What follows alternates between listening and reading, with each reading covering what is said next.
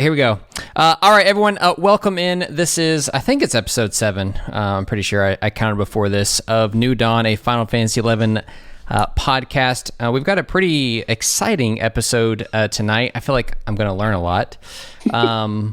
But before we get into that, I feel like a bit of a, I don't know what the word is for saying this, but 80% of our views are actually from unsubscribed people. So if you're listening, subscribe on the YouTube channel, follow on the podcast.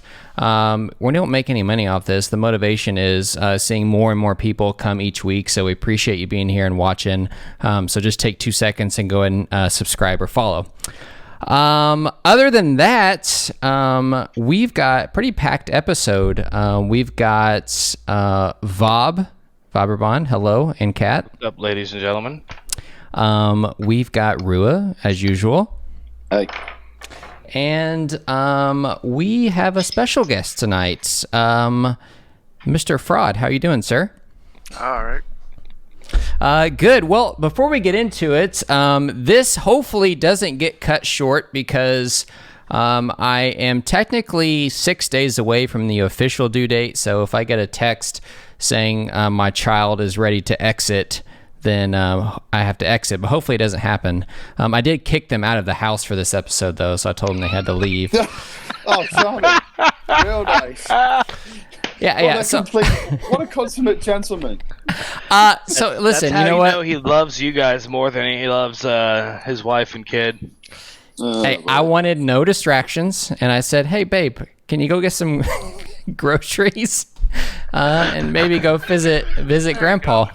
Heavy lifting for a woman 8.5 months pregnant.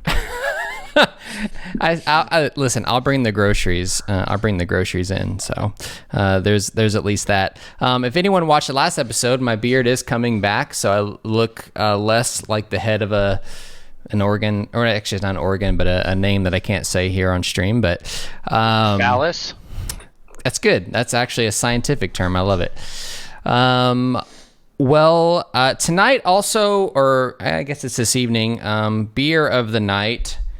I'm drinking, it's Kentucky Bourbon Barrel Ale, which cost me about $12 for 4 of them, but they are 8% alcohol each. Rua, what did you have an interesting night last night? What happened? Oh, fuck. Okay. The place I work at, the brewery, there's the pub that we normally supply is right next to us, and a friend of mine came in from out of town, and since we've recently come out of lockdown, we went next door and hit it pretty hard. I know the owner of the pub quite well, so I get a pretty good knockdown rate, and yeah, we hit it pretty hard. Gotta get yourself some of that bite of the Ffxi, you know. You wake up in the morning and pour a fresh one. Oh man, I could share all manner of weird and wonderful and fucking crazy stories from my job, but for another time maybe. But what I'm drinking this morning, and this is really probably a sign I'm going off the wagon a bit, is it's only about just past 10 o'clock now, and shouldn't really be drinking, but it's coffee. Yeah, it's a coffee stout. Vietnamese coffee imperial stout. So it's quite strong, but it's got coffee in it, so obviously it counts. Right, yeah. I mean, listen, if you all would have heard Rua like 15, 30 minutes ago, hey, I'm going to get my mic plugged in here, and I think I'll be ready. Yeah. And look at this. This coffee's bringing him out. You know, he's good.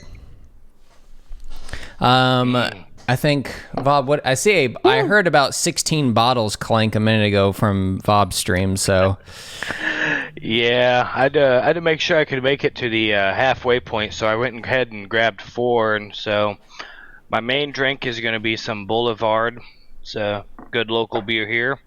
And then once I've gotten warm and fuzzy off of those, I've got one more of these Tous les Mondes beers from I don't remember who manufactures them, but it's Megadeth related, so yeah, it's a great song, that Tous les amis. Were you about to sing for us? No. I don't sing. That's for a different stream, bud. No, yeah, I would need a lot more in me to do that. That's under the OnlyFans page, right? Yeah. All right. Well, let's hone in on Frod here for a minute. I don't think he could drink because he couldn't handle us. So we're drinking enough here. So before we get into what we're going to talk about, Frod, tell us who are you? Like, I honestly have no idea who you are. So I'd love to know who you are. So you can tell us who you are, as much or as little as you want. Because when they said, hey, you should have Frod on as a summoner, I'm like, okay, let me Google who this is because I've been gone for years. And then you were all over the place. So this is great to have you, man. So who are you? Well, I'll avoid saying my real name, but I'll give you a little bit about my real life first. I'm about 35, full-time job, almost a normal person. You can laugh at me later, but right now I'm drinking fucking pineapple juice. Love it. Good. Yeah. My main job involves inspection equipment for manufacturers. I do everything from sales to service to repairs. Machines we've got out there are from the 1940s and 50s and still being used. But I travel worldwide for that, and that's my big thing. Back at home, I've got a Jeep. I live in the middle of the woods in Vermont, and it's nice and quiet. I've got my cat over here on the side who's finally not bugging the hell out of me, and I live with my sister, her husband, and her 2 kids, and they're all gone because it's her anniversary, so it's nice and quiet here. All right, so you kicked them out of the house too. Love it. Okay, we got something in common. Got it. Awesome. Yeah, no, appreciate that. And, hopefully, I think tonight we're going to gain a lot of insight from Mr. Summoner himself here. Terrible opinions. Yeah, nah, I doubt that. We'll I see. doubt that. So quick overview. Pretty simple. The theme tonight is we're going to start out and we're going to go back to the 75 era. So this is Summoner past, present, and future. And at the end, we're going to get into some of the questions that you all submitted. And hopefully everything gets answered. And if we've got a few extra minutes, there was some updates from Square Enix recently about some job updates coming. So we might get into that. But let's kick it off. Summoner level 75, and the way I broke this down is we're gonna have to go by expansion tonight, I think. So Summoner was a job which was in vanilla, right? It was one of the original advanced jobs. No. It came. No. All right, educate us. All right, Summoner came out with Zillart as like a sort of promo a little bit before it. You could only really get, I think, Carbuncle and the Spirits, maybe? Or just Carbuncle. And then the avatars came during Zillart. Okay, so I guess when the job launched, did they have a vision for it then? Like, did they say, like, hey, this is what we want this job to be? I don't really remember anything on that, and that was actually a little bit before I started playing. But Summoner's always been hybrid, buff, and DD. It's... Okay, well, I guess we'll fast forward through Xylart. Like, what avatars, I guess, were out by the end of Xylart that were usable and functional and, like, I guess, I don't know, how were they used? The 6 and Fenrir, I think were all the only ones out. Yeah, that sounds it was about the right. 6 Fenrir and the Spirits on Xylart. Yeah. And what? Okay, so I guess Sky. Were there any H&Ms out yet, or was it Sky content that came first, and then they introduced H&Ms after that? I think you had Ground Kings before Sky. Don't quote me on this, but I'm pretty sure you did. Some Ground Kings, and then like Simurg and all those other higher bosses in the zones right around Juno. Okay. Yeah, 'cause you had the original H&Ms were the three lesser H&Ms, so Simurg, Rock, and whatever the other dumb one is, and then you had No, King Arthur? the one in Battaglia Downs. Oh. No, Oh, think. that beetle. No, Yeah. it's the tree. The beetle's the tree. Lumberjack? I think Lumberjack, so. that's it. Something like That was a a H&M, a lesser H&M? Yeah. Wow. Yeah, you beat okay.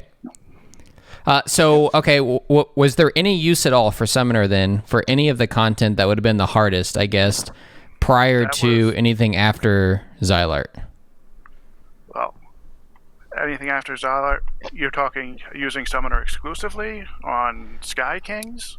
Well, I guess what was the use of Summoner before the introduction of any of the avatars that came after Xylart?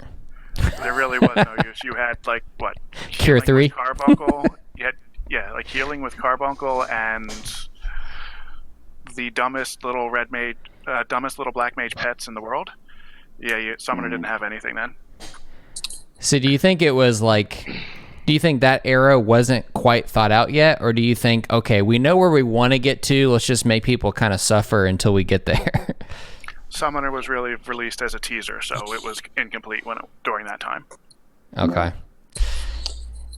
Yeah. And even the times you could use a Summoner, to my recollection at least, it was either you were using Summoner as a bad support and a bad White Mage combined. But Sky Gods had a use. C, I don't remember, but that's getting ahead of us. Yeah, that's why I say, I know there was some uses when some later ones came out, but I guess I was too young. I really didn't even get into in-game stuff whenever it was just Xylart that was out. So, but the one things were out, right? The elemental blood packs, were those part of the initial thing too, or did that come later? Spirits, I'm not entirely sure. Yeah. Not that they've ever been useful. Well, at least COP introduced one that I remember. I guess in Sky, I always remember what's his face's Diablos's what's that thing called? Netherblast. Yeah. So that was useful, right?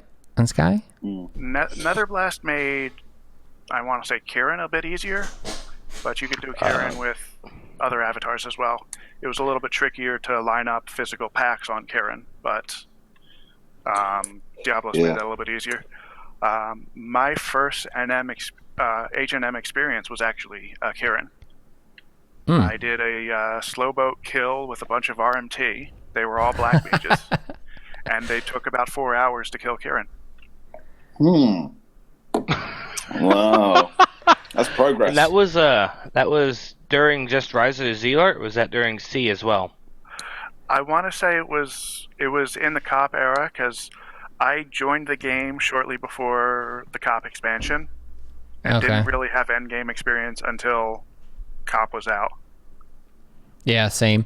I think too, with going back to the guild sellers, then they were so much easier to manipulate than I remember what was the bot? What was the abjuration body that dropped from them?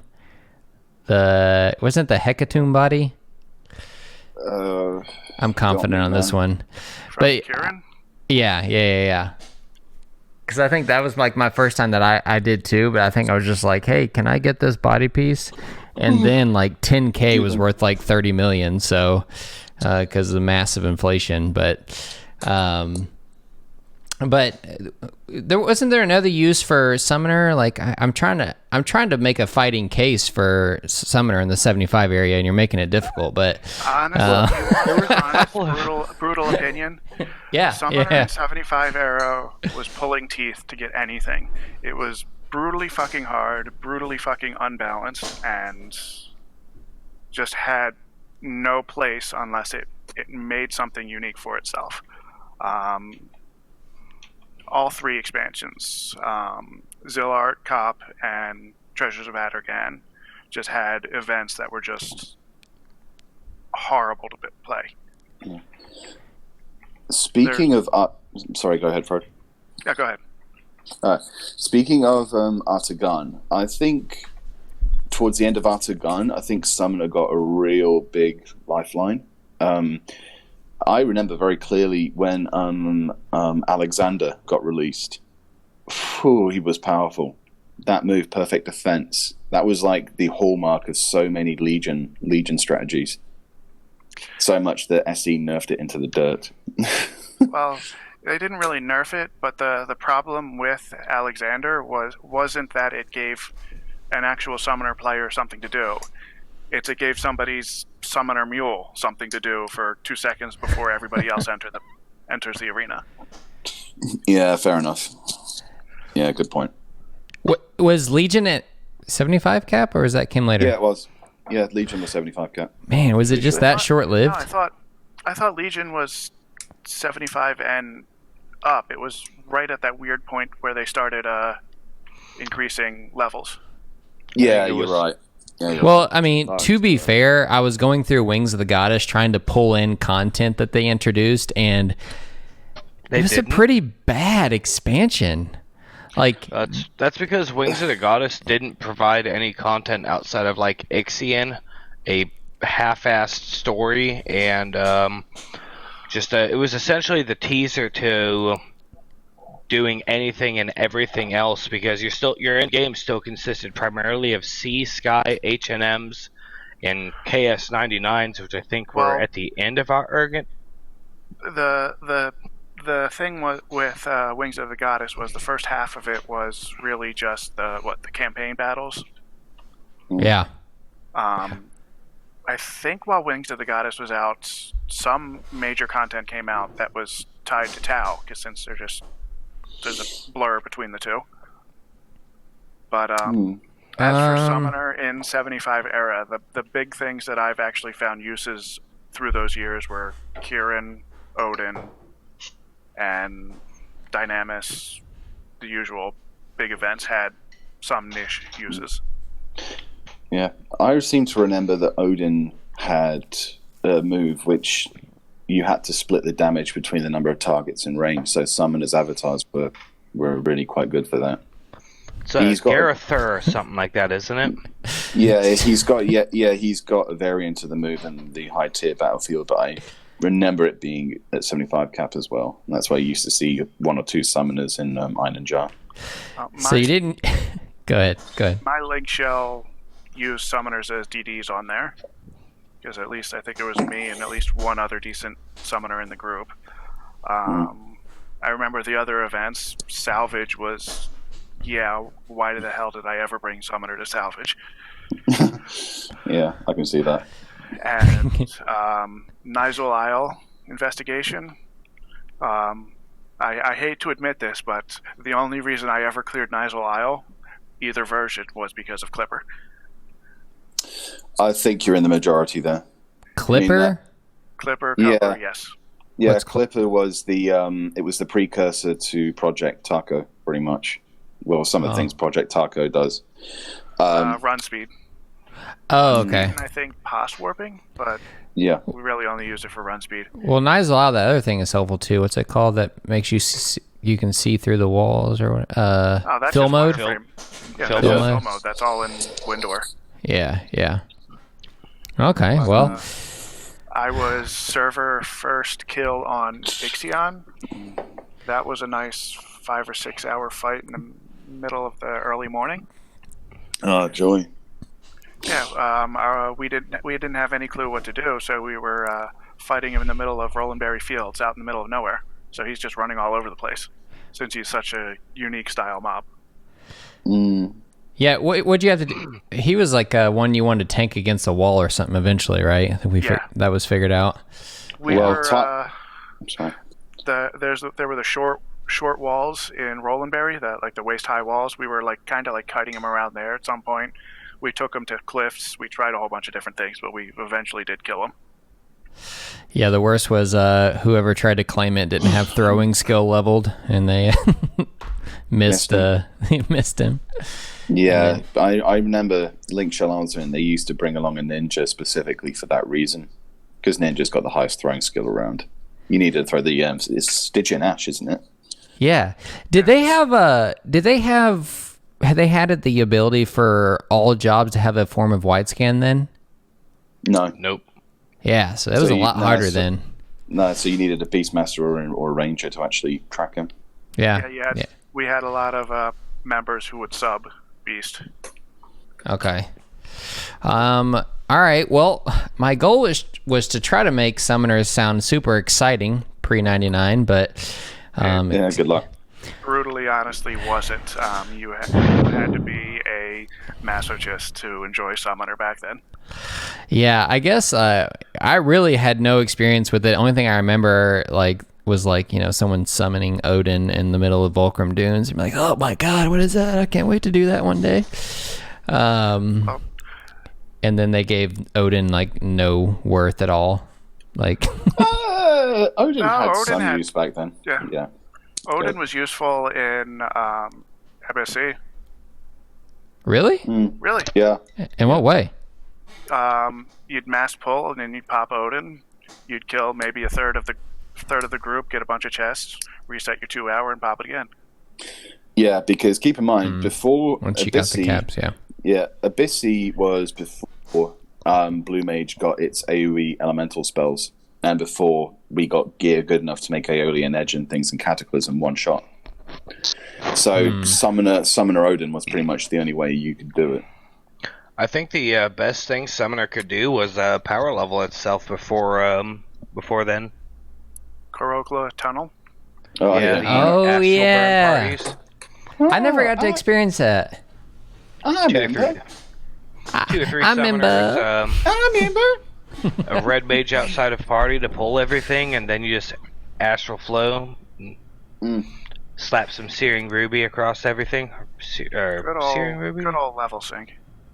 Yeah, it went from level 1 to what? You could. What was one pull? 30 levels if you're level 1 or something? Yeah, it was big. It was big. A lot. Real big. All right. Well, I guess we'll just forget the first 5 expansions. Let me go a little bit into why 75 was so terrible for Summoner for a second. There we go. That's what I want to hear. Let's go.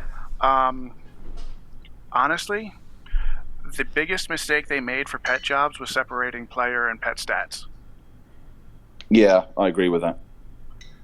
Okay, dive in. And having unique stats on your gear for pets, and pets not getting buffs from Bard, just completely excluded Summoner, even Puppet Master, and Beast. Yeah. We just had no place in a lot of parties. To compound that further, 75 era Summoner was basically naked.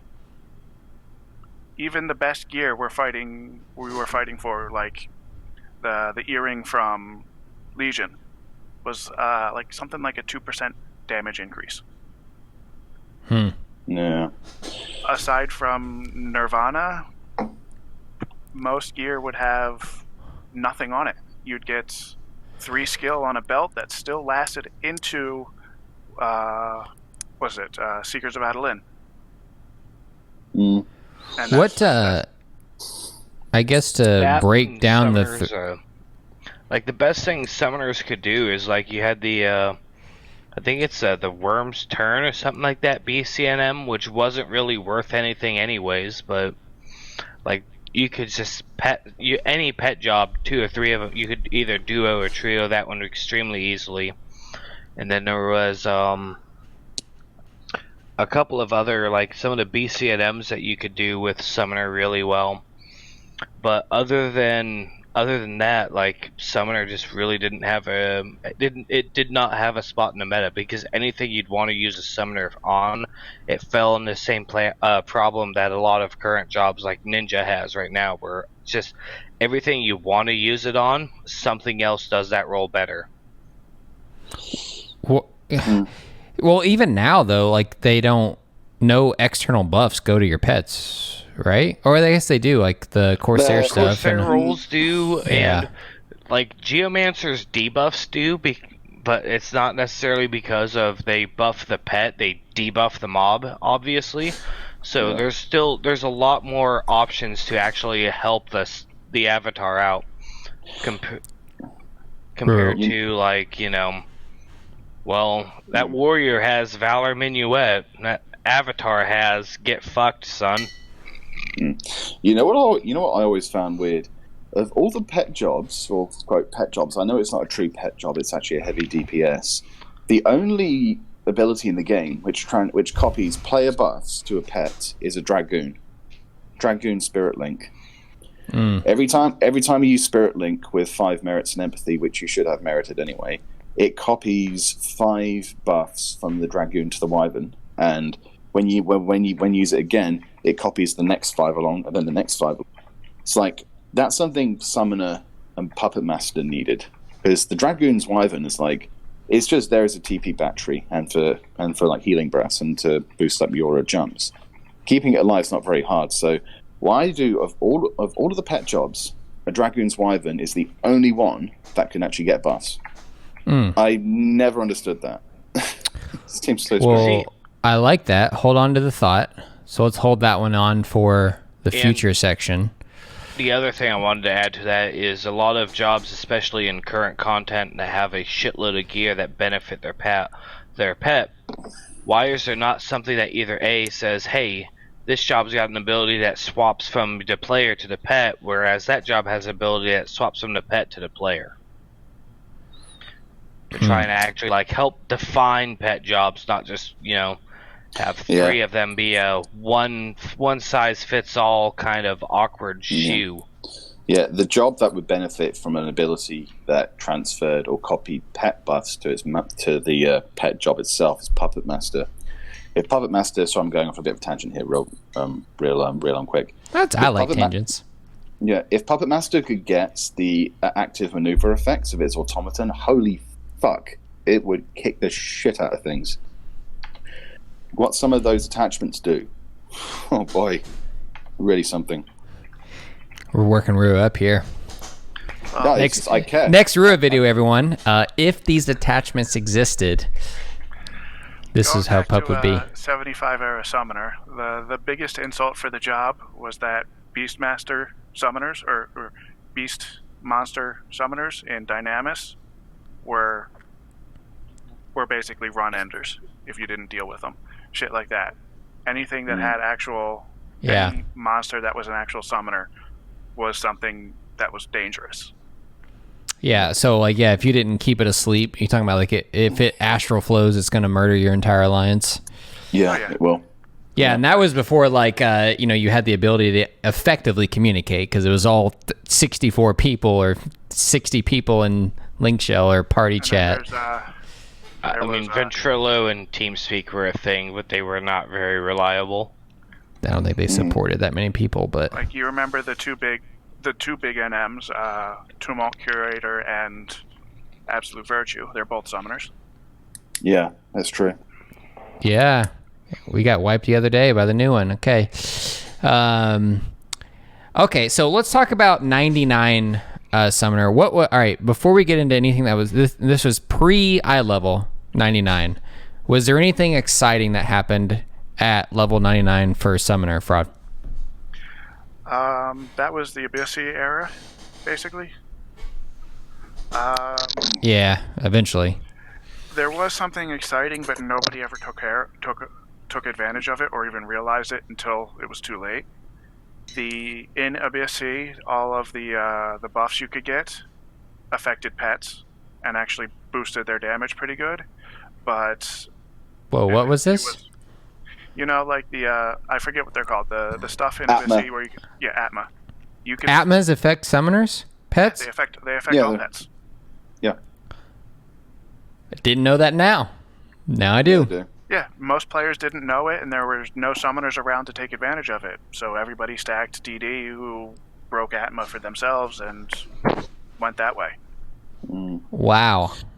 Yeah, that's how I got my Puppet Master from level 75 to 95 or something before Adeline, is I got a bunch of MAB and Elemental Affinity Atmas on the Black Mage Automaton and just joined a party when they couldn't find a Black Mage and just nuked the absolute shit out of things.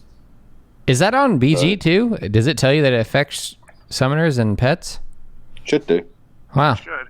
There is one interesting thing that I'm going to bring up that will breach between 99 and 119.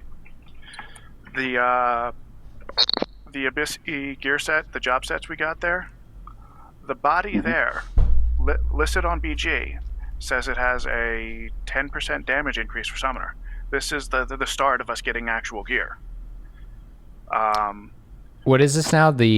What body?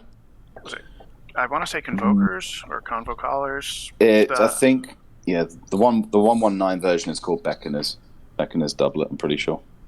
Okay. I want to say it's Convokers, not Convokers AF. Oh, the Reforged gear? Is that what you're talking about? No, the original. Like the +2 version you got in Ffxi. The +2 Abyss, okay. Yeah. Gotcha. Okay. Yeah. So what go ahead. Sorry. There's a reason I'm bringing that up.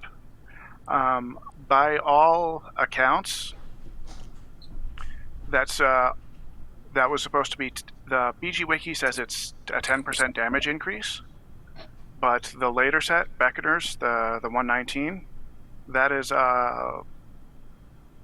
by current math is less than 10%. So I need to actually talk to Purgatory and a couple of others to find out if it's worth testing the original body to see if it's worth more damage than the 119 version. That would be a bit odd, wouldn't it? Yes. Are there other? Go ahead. Sorry.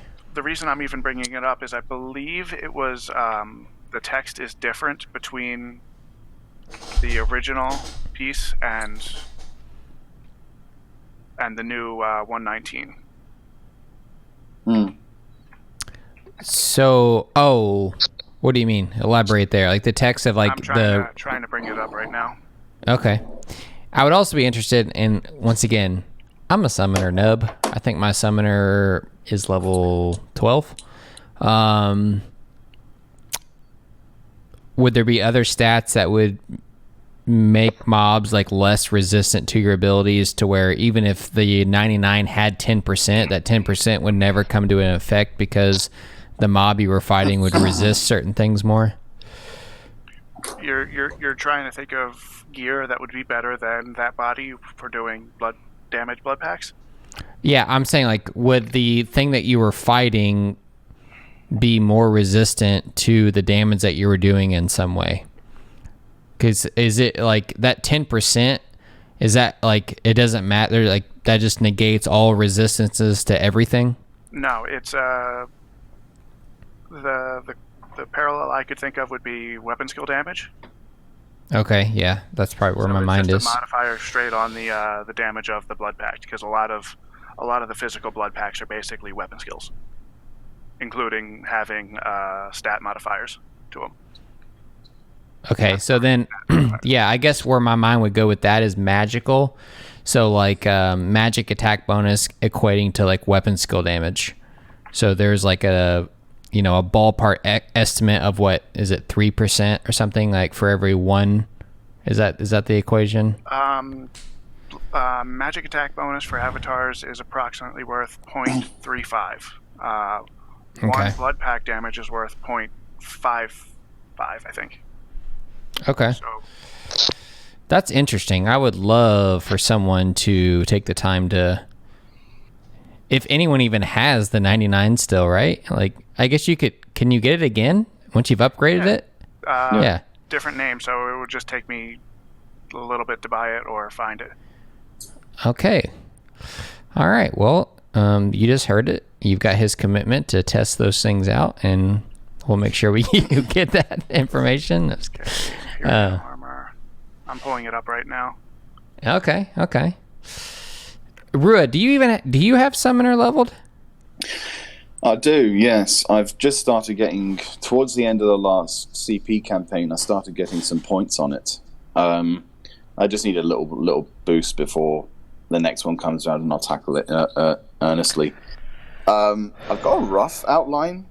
I've actually got a little list here of things which I'll go over later that I found pretty interesting about the job. Okay.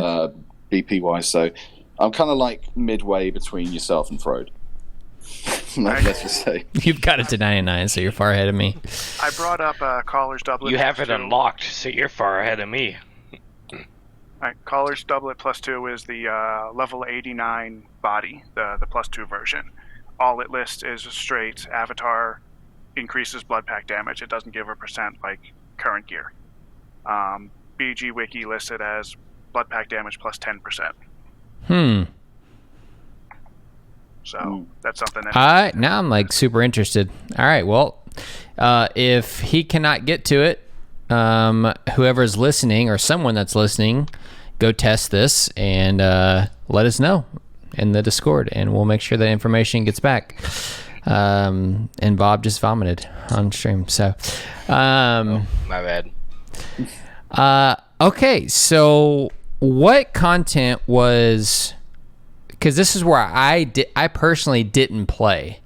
So before 119, but after iLevel was introduced, what was the content? Was it Delve? Was that the content, or what was it? Delve came out right before iLevel and was broken as hell. Monk basically reigned supreme there. And everything else, I remember briefly trying to level Thief as that happened, and finding an easy prey mob that I couldn't solo, and said F this and quit. Yeah, sounds about right. Poor thing. But, So Delve was before iLevel? Yeah. Okay, so there was no iLevel when Adulan was launched? Okay. Right. When Delve first came out, do you remember the Ffxi hand-to-hand? No. When people, I distinctly remember the update. They were dropped by Tojal. They basically had hand-to-hand skill, a shit ton of hand-to-hand skill, and people saw that in the adapt mining. They're like, "Whoa, what the fuck is that?" And yeah, that's why people started on Tojal when they wanted to try and win Delve, because when your Link Shell's monks got their hands on the Ffxi, fuck, it was off to the races. Oh, yeah. I think I shared the story about part of the first EUNA Tojal kill back on the I think was it Bahamut? Yeah, I think it was Bahamut. And we got all four of our Link Shell monks the Ffxi. He dropped two of them, and the other two bought it with Plasm. We'd struggled for like 3 weeks to beat him. We go back in and we fucking curb stomp him twice. Like, whoa. The second monk got Ffxi, they became main tank, they became main damage, they would carry entire groups through. Basically. It was brutal, yeah. For Summoner, around that time, we got a staff that had, 100 MAB for Avatar on it, which was 5 times more than Nirvana. Hey, Frod, was there... I know Puppet Master got an iLevel, the first iLevel manipulator, the alternator which controls the automaton, which gave it all these stats in iLevel. Was there a sachet or a musk for Summoner that came out in Delve? Or was that later? The ammo that gave iLevel to Pet? Yeah. There was 3 tiers. The first one was bought by some NPC. The second one was the 115 that dropped in Delve by a mid-boss, like one of the first 3 bosses of the zone. And then the 119 dropped from Divine Might, Serapha Caller. There's also... Yeah. There was a 119 that I believe dropped in Delve. I'd have to pull it up, though. So I seem to remember seeing Summoner in Delve, but they had to have had that 115 Serapha Caller. I seem to recall that was a pre-reg, but yeah. Yeah, I know some of the stuff was 113, 115, because, I mean, now when you go do it, you get some of that stuff. Oh, yeah. There was Dash of Atara Sachet, which was the 113. Semi-Pure Celadon Yiggsy, that's for it, I think. Yeah, that is. So when that content came out, I guess, like, even though you had gear, did it make any other existing content more relevant for Summoner by having that gear? I don't know if you understand. No, not really. Yeah, I mean, like, because even with all this stuff, did it even really make Summoner even matter, even if they did have gear, or it was just kind of setting up for moving forward? I'll go. The sachets themselves were huge stat boosts, which made stuff like Legion more capable for summoners. Like, as this stuff came out, I remember getting groups of summoners together and going and doing Legion just for that earring. Mm-hmm.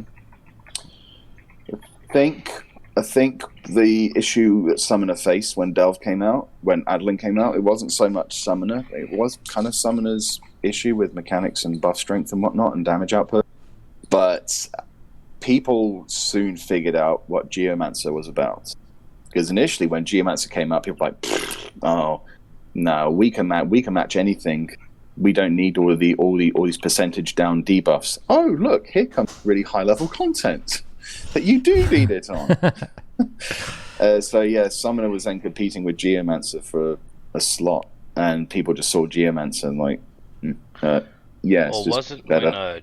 when Geomancer first came out, wasn't all of its percentages like absolute dog shit too? Some of them were. Yeah, the Geomancy Plus, they got the Dunner being added, and then the Idris being added was a legit game changer. But it's funny because all the buffs Geomancer got also really fucking helped Summoner out big time. So, Yeah, we could actually hit things. Take advantage of it, yeah. Well, I mean, Geomancer and Corsair are Summoner's two best friends, and one of them doesn't need to be in the same party. I would also argue a case for Red Mage being a good friend for a Summoner as well. Distract and Frazzle. I know it's not magic defense down, but it's pretty good. You can actually solo one of the tier 2s or 3s in Rizenjima with just Summoner, Red Mage, and a tank, basically. Yeah. I would be a bit surprised if you could just do a Puppet Master, Summoner, and like just those two, and do all of the T3s with it. Yeah, now with the gears, AFAC and whatnot. Ffxi, you might have some issue, but hey, the others you should be fine. So I guess so what happened at 119? I guess that kind of brings us into current iLVL. Like what content was there? Like and this once again, I probably didn't play the game yet because I was gone for years. Where you're like, oh shit, Summoner is pretty relevant now. I'll take this over because this is a little bit of an explanation. There was two major things that happened during 119 that made Summoner blow up. The first one was the update that gave the multi-attack bonus to packs. Because before 119, I'll use Predator Claws for the specific example. Predator Claws was a 3-hit. The first hit was major, I want to say about 8 to 10k damage. The second and third hit were only worth about 1k. If you landed a double attack on it, they'd still only be worth about 1k, since those second, third, and fourth hits are closer to normal melee hits. Their change leveled out the damage across all 3 hits, and any double attacks would also hit at that same strength. That was revolutionary for Garuda, and that was revolutionary for Rama. So those two jumped ahead in damage. The second interesting thing they did was, it's not salvage, but the other event with the augmented gear. Oh, yeah, I saw this. The sphere stuff. Yeah, that came out with the Helios gear. Yeah. Helios got, was it Skirmish. 10 blood pack damage? Yeah, skirmish. 10 blood pack damage, 30 attack, and 8 double attack on all 5 main slots. Oh. Yeah, 7 blood pack damage, 30 attack, and 8% double attack on all 5 slots. And then the weapon would have similar stats. That was absolutely insane for Summoner. Like, in some instances, Helios today is still best in slot. There is one slot that what is it for the magic, or it's for the magic, right? Though not physical. No, physical. Helios, I want to say head in certain setups. Magical got bypassed with Apogee. Apogee okay. got really strong. Okay.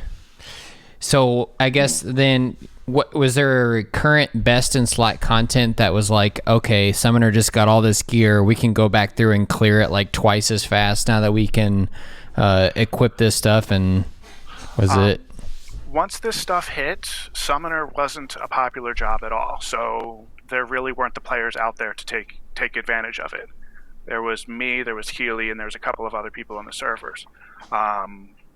I would actually go into that third event, the one that has the 3 zones but 5 bosses.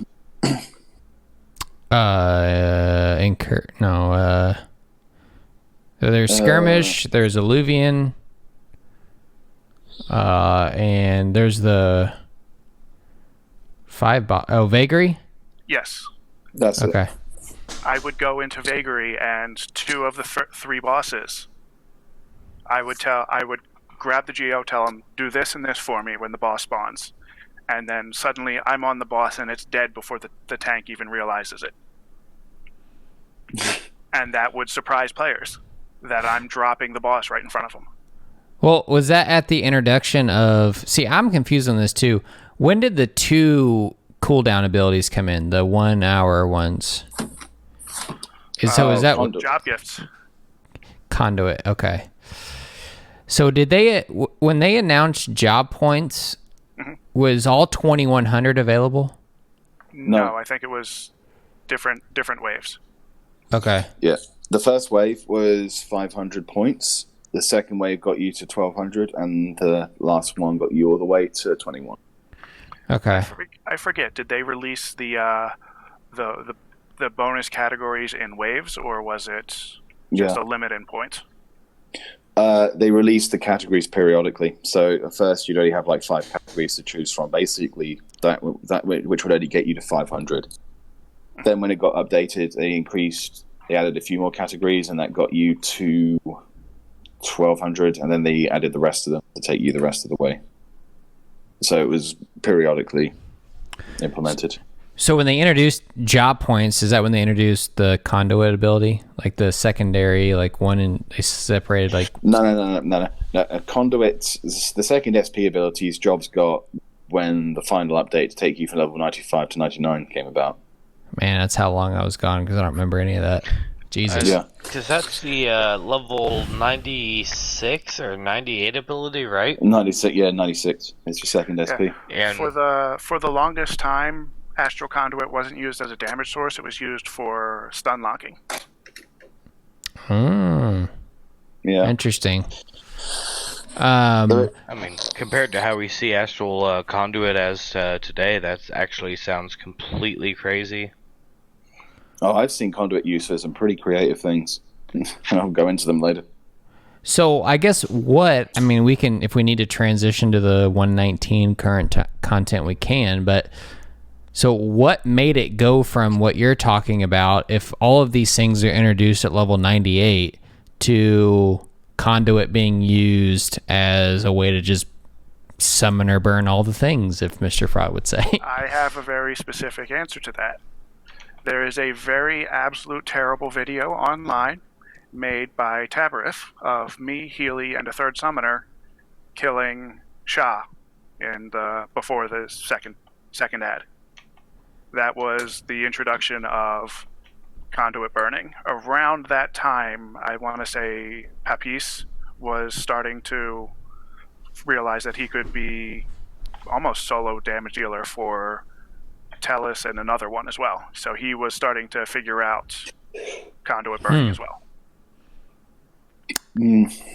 So to me, what I think did it was the introduction of so much BP damage and the fact that people started getting good at Rune Fencer, because Rune Fencer was integral and still is pretty much to a good summoner burning setup, because you need to idyllic subterfuge the target, because avatars have got sod off the magic evasion. While and true defense. that you need Rune Fencer to make conduit burns 100%, our first clears on Shah were with Paladin, and we're about a 1 in 3 chance of winning, because he would debuff and just nuke the pets. Yeah. So I guess my question there would be, so was Odilic not a thing then, or they just hadn't figured out like, oh, we should put this with conduit? People just hadn't figured it out. I mean, was one of the. Good. Yeah, I'll sorry for keeping interrupting you, but we didn't stack everything that we thought of. For our first shot attempts, it was literally just Tabarif was Paladin, me, Healy, and a third summoner. We had to actually scrounge around for a summoner that was geared well enough, and Idris Geo. I mean, speaking as some might say one of the OG rune fencers, it took people a while to cotton on to how to actually play rune properly, because Paladin was still rune fencer. People were still hesitating to use rune fencer as a tank almost like a year and a half, 2 years after its implementation, because they didn't know how to actually tank with it. But now it's pretty much second nature because there's so many resources out there. The big thing for rune fencer was addition of Inquartata, and the fact people realized it actually scales. I mean, it affects parrying regardless of the level of the target, and the introduction of the Epiolatry, that was a big thing. That was like off to the races. But then again, I've tanked every single, even back then, I tanked every race in Gma Helm with just the A tier. Vinapata was a Vinapata was a fucking hoot, but that's about it. But yeah, it was simply a case of there not being enough good players. Almost like what you were just saying there, Frod. You had to scrounge around to find a decently geared summoner, be behind yourself and Healy. So it was a similar case for rune fencers. I think I don't mean to pat myself on the back a bit here, but that written guide I did on the BG Wiki long before I started my channel. Long before that, I still have some people citing that as like that got so many people into the job, because it's like being a group's tank in endgame is really high pressure because people are relying on you to not drop dead. And having just having something to go off of was a really good help. So you had more skilled players, more awareness, and a little bit of help from Square Enix updating the job and giving it some better gear. Yeah, and Rue is also going to re-record that Rune Fencer YouTube video at some point. He's committed. I am. He was using a mic that he actually handcrafted in his own apartment at the time, but ironically enough, it's the first video that I watched after the Scholar video that you made, because I was super impressed by that one. So, and then I listened to the Rune Fencer one. I'm like, this is such good content. I need to get this guy a mic. But so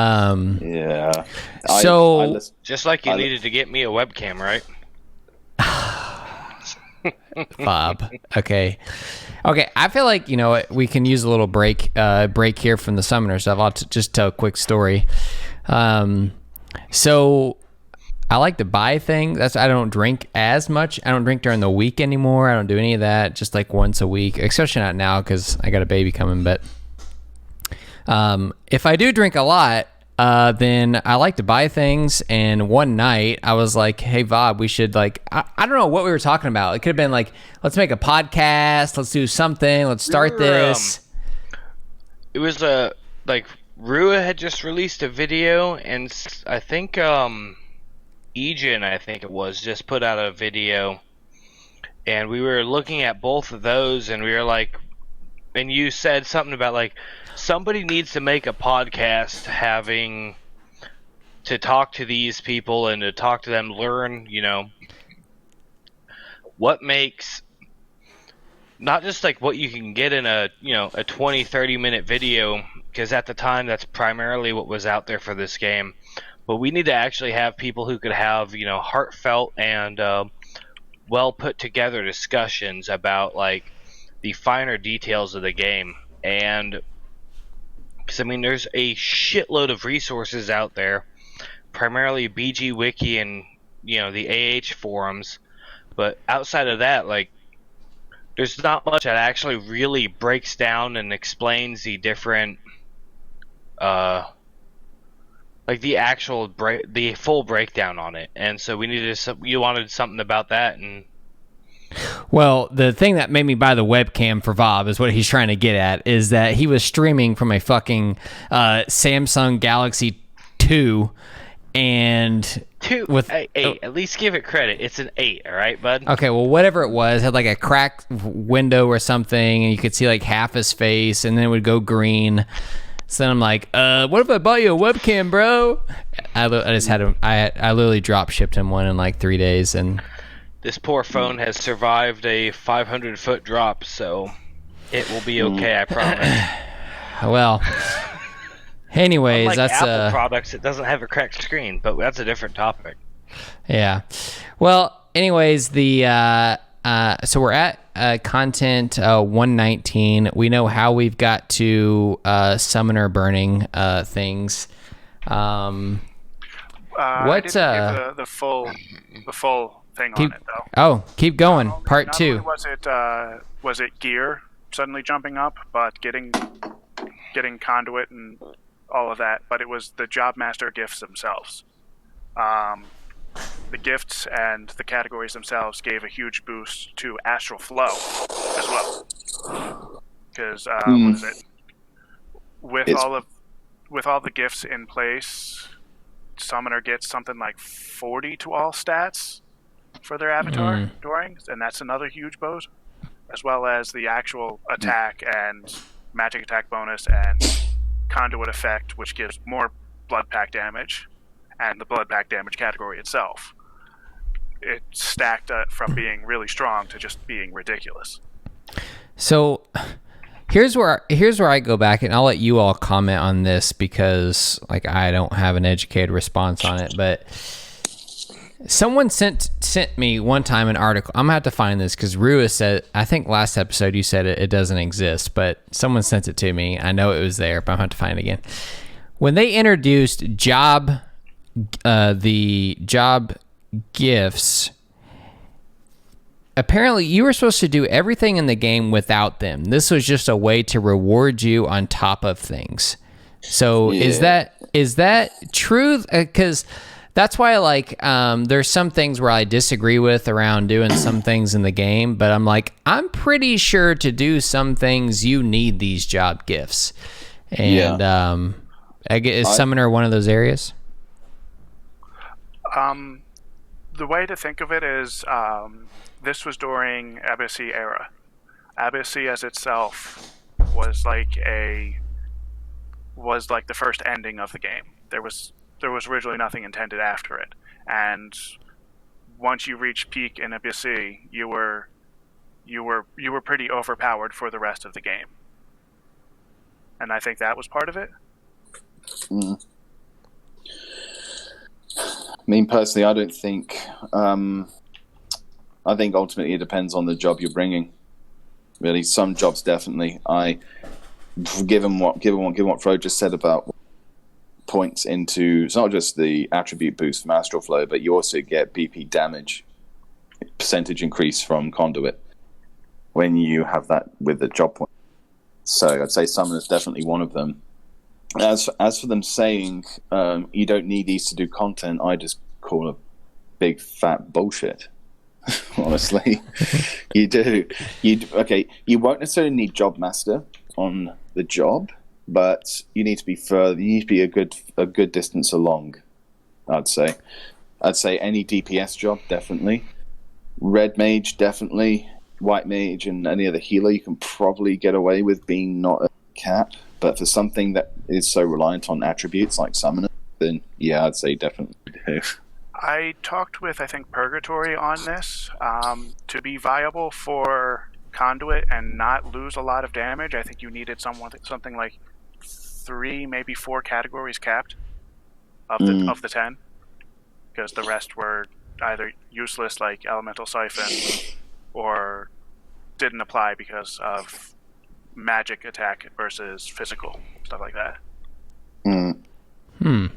I mean, isn't it one of those things, though, where generally speaking, you at least want to have your 2 primary gifts, or at least your, 1355 or whatever, where you get to that break point where you have right before your final Normally, bonus yes, but CP for most jobs?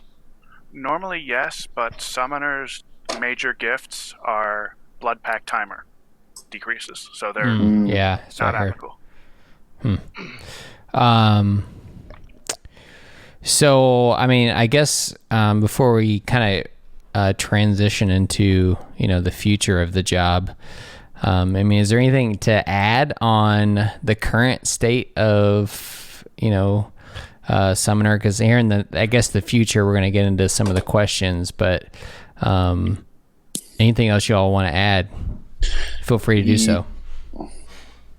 Yeah, I do.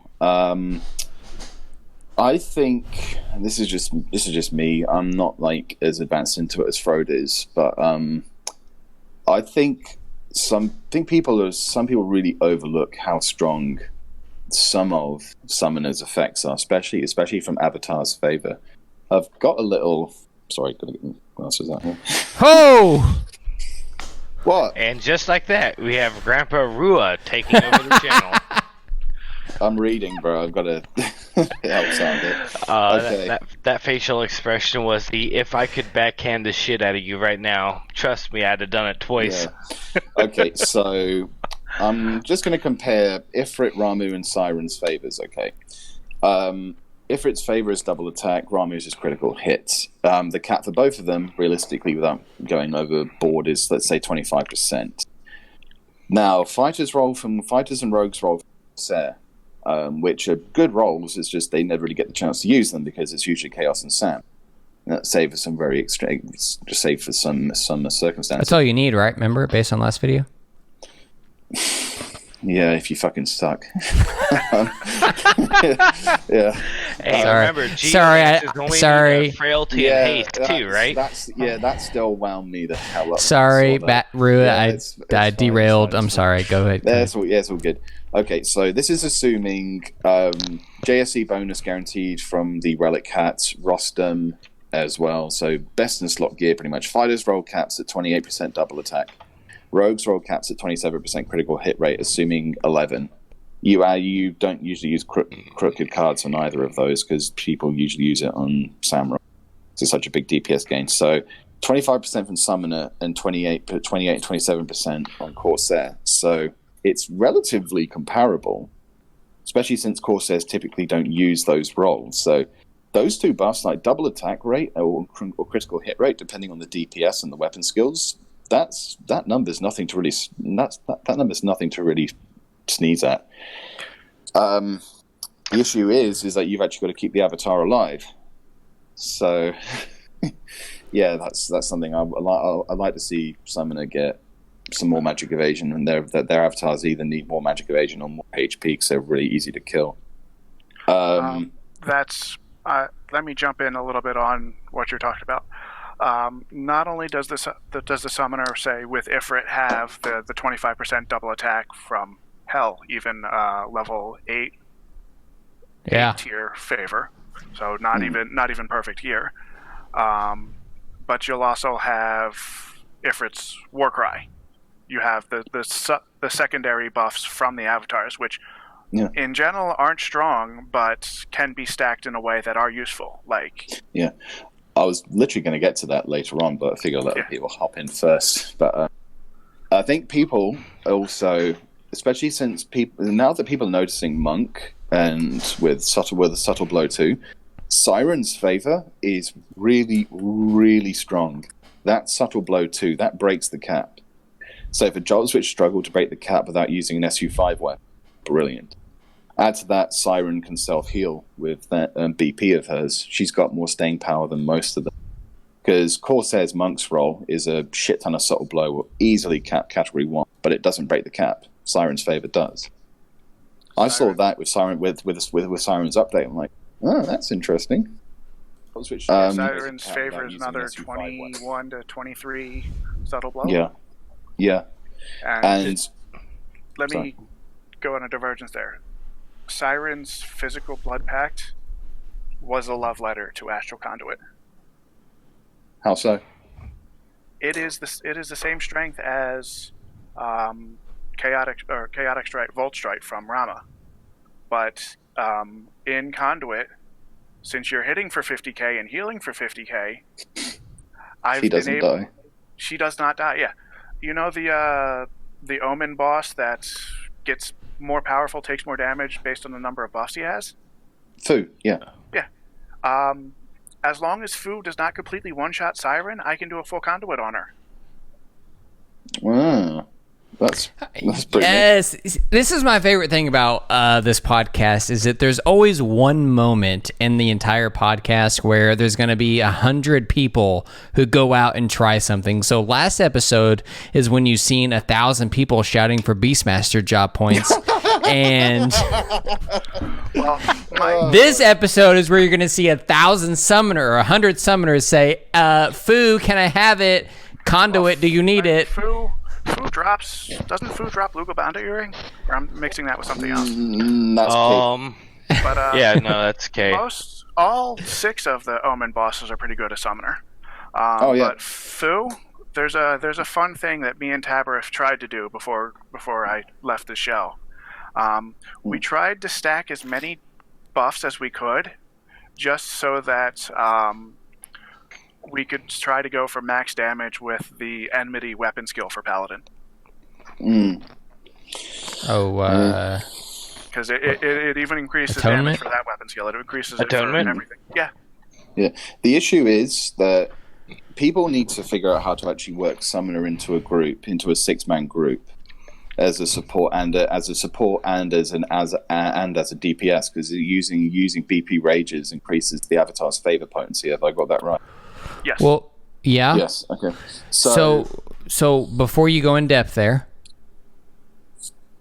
are the rest of your comments for the future of Summoner that you have and what you want to see, Rua?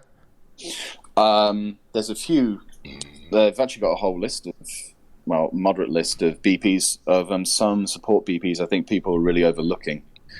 Fenrir has impact. That's pretty good. It's not the same as the Black Mage and Dark Knight version, because that's a 20% drop. Fenrir's is just 32 to all stats. Sorry, again. No, I actually love that you have this list made. So let me say this one, because one of the questions that we have here in just a minute are going to pertain to your entire list that you have right now. All right. Which is great. So let's use this couple minutes and to make our little 5-minute break, and then we'll come back and we'll just start off with the question that's going to go to the list that you've made, and it'll be good. Okay. So little 5-minute break here. Quick little 5 minutes. If there's anyone who's watching the stream that wants to sneak in a question, go ahead, because we're going to be resuming here in about 5 minutes, and then this whole section that I'm just talking right now will be cut out. But so yeah, feel free to go ahead and keep talking, but we'll resume back here in about 5 minutes. Yeah, reloaded. Okay, so let's resume here, and I'm going to get into the questions, and we're going to go ahead and move one of the questions to the top because it is top of mind for us here. So this question comes from, I can't remember the name, but you'll know because they're watching, I'm pretty sure. But it says, tell us more about some unique avatar abilities that people forget about, and specifically that are more relevant now. So, Rua, I think it'd be a great time. Anything you got brought up, and then Frod or Frod, as you say, can talk about it. Exactly. Right, I just mentioned impact, so minus 32 to all stats. It's got a lot more magic accuracy than one a player would cast, because you don't have to reduce your eye level to do it. If anything, this avatar having higher level due to Nirvana makes it more accurate. All right. Conflag Strike Ifrit, that's a pretty massive in down reduction for any kind of magic based weapon skill, especially Lead and Salute. That's pretty amazing. Well, let's back up real quick to impact. Isn't that specifically useful on some of the... What was that? What was one of the mobs? I feel like one of the... Glassy Thinker. Yeah, something we talked about this, could have been an episode or two ago, but that was really useful. Impact's great because it inflicts eight status debuffs in one shot. And is it resistible? No. I mean, you can... The duration of the debuffs depends on the magic accuracy, but since you're using Fenrir, who's going to be level 121, it's going to be pretty good duration on it. Generally speaking, impact is really good. The higher level the target is, the better impact is. Because the player version is a percentage debuff. It's minus 20% to all attributes of the target. Okay, That's pretty big. So Well,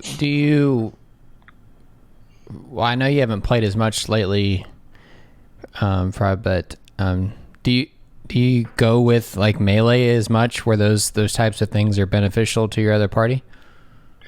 The only instances I've really done with melee recently would be Dynamic Divergence, and the vast majority of it is kind of too fast-paced to set up packs like that unless I'm doing it specifically on bosses. But for the first boss, the statue, I'm usually doing damage with Level Question Holy.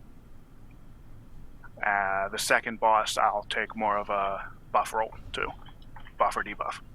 Yeah. Okay.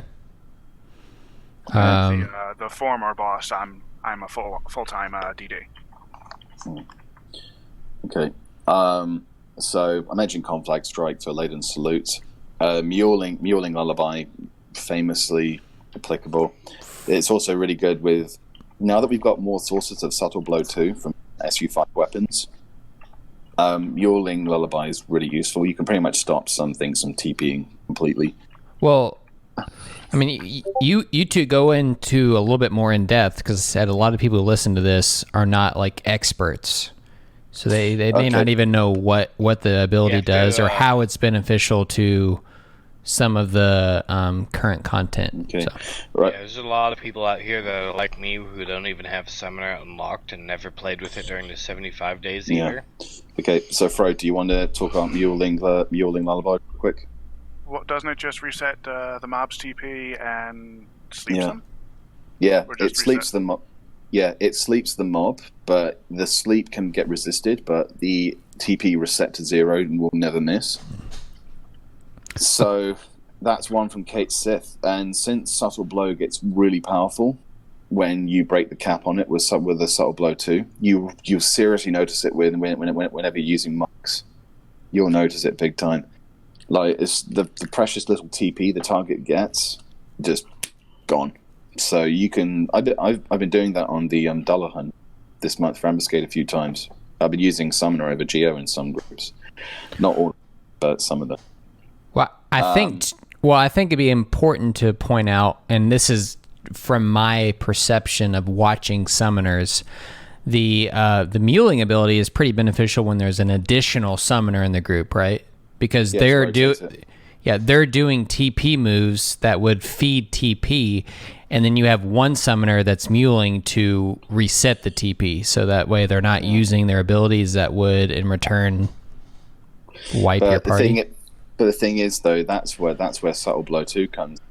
In those situations, you're thinking about, well, you could think about any other content really, but if you've got 2 DPS that are at the maximum Subtle Blow cap, then one Summoner can handle it.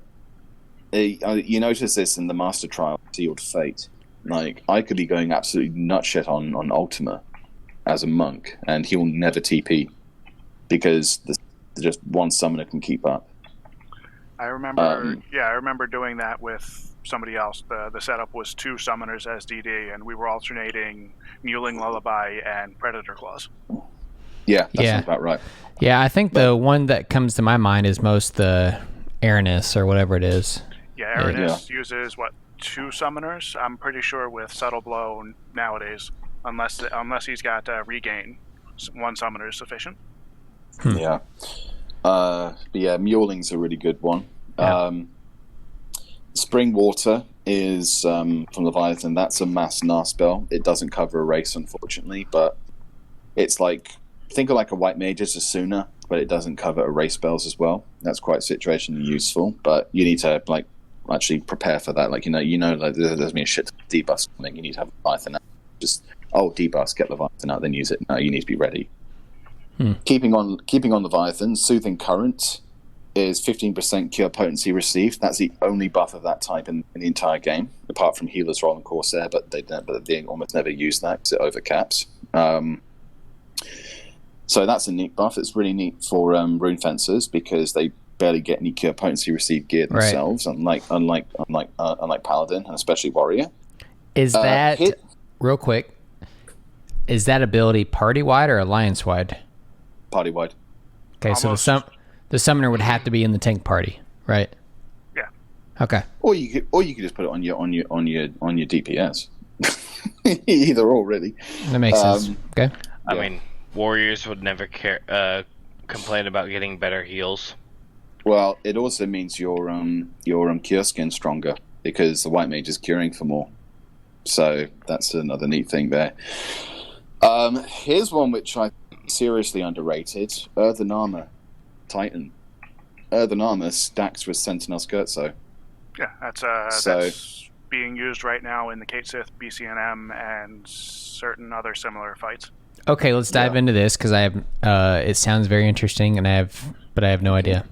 It's the mechanic critical hit or critical damage to a player instead takes like something like 10% of it. Yeah. Okay.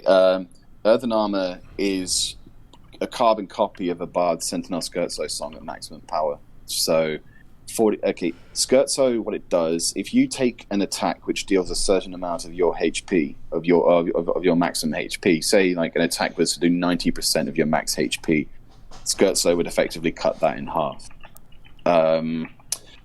And Scherzo's cap is 90% from all sources.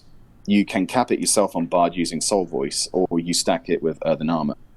Both of them are 45%, and that gets you exactly to 90. So you could, versus having to do an extra Bard, you could have just a summoner in there and do Earthen Armor and still get the same effect of a Soul Voice. You'll seriously, okay, the next time you do Glassy Thinker in Omen, if you've got a summoner and a Bard in your party, stack those two and see what happens. It's pretty remarkable. I think the issue with Earthen Armor is that it's a one-hit wear-off, so you have to keep reapplying it. No. It's not? The ninja's buff is the one-hit wear-off. Okay. Ours is the same as Sherzo. Yeah, Mega Warrior, whatever it is. That's a good thing. Yeah. Wow. Yeah, so that's definitely worth checking out. Hayscar 2 speaks for itself. Red Mages are pissed they still don't have that. Yeah, pretty much. Red Mages are pissed they don't have anything outside of Dialga. Yeah. And Crystal Blessing is quite famous for being the only TP bonus buff, but if you ask me, it needs to be stronger. I think it needs to have a cap of 500%. It needs to be a cap of 500 and scale with summoning magic skill. Go ahead. Let me ring up one. Pacifying Ruby. Yeah, I was literally about to get to that one, man. That's I mentioned earlier. I've seen some do some pretty impressive things with Conduit beyond Zerging, and that was one of them. Let's just take Kin for example. But I've been using it in this month's Ambuscade as well. But okay, Pacifying Ruby is Carbuncle. It's the only enmity erase in the game. Not like enmity transfer like a Thief or Dragoons, which is just self-target on itself. Pacifying Ruby will instantly reduce the total enmity, not just CE or VE, the total enmity a target has by 25%, which is, and if you do that back to back, you can pretty much wipe an entire DPS's hate. Like, that's really neat. You'll notice it on stuff like Kin, where you need to break target lock. You just go and use Pacifying Ruby once or maybe even twice on the person who's got hate, and he'll just spin. The real thing summoners do on Kin is take hate with the Blood Pact damage, but yeah. That's one way of doing it. Yeah.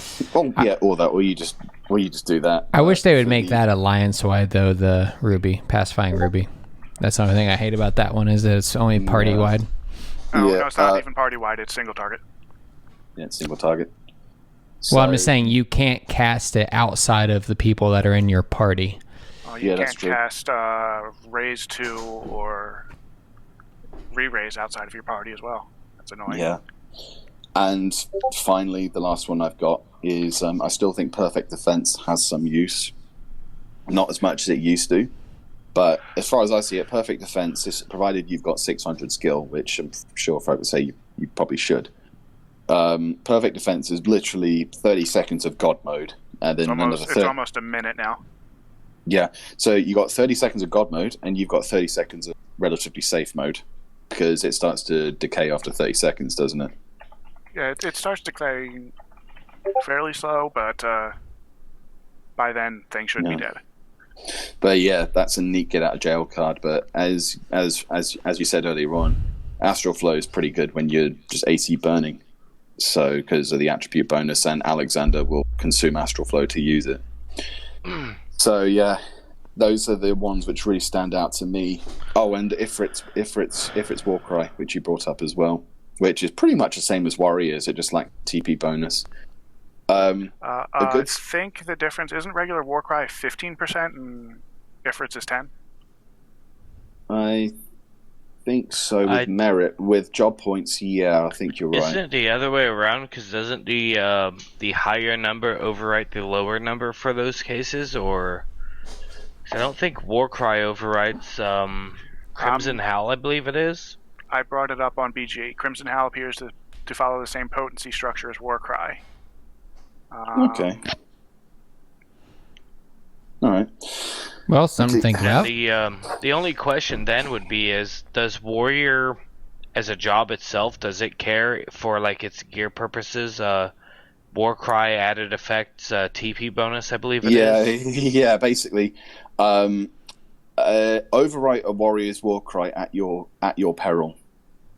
Because that is probably That's definitely potency. That is the single best DPS buff in the game. Yeah, I remember getting that TP bonus is huge. It's a really big buff, and it also stacks with Crystalline with Crystal Blessing.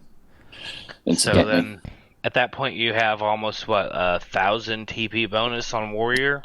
Almost, just shy of it. Like 800, I think it is. So your 1250 TP weapon skill now says, just short of 3K. It's pretty big. Right. Yeah. Let me bring up a new pack that you probably didn't look into.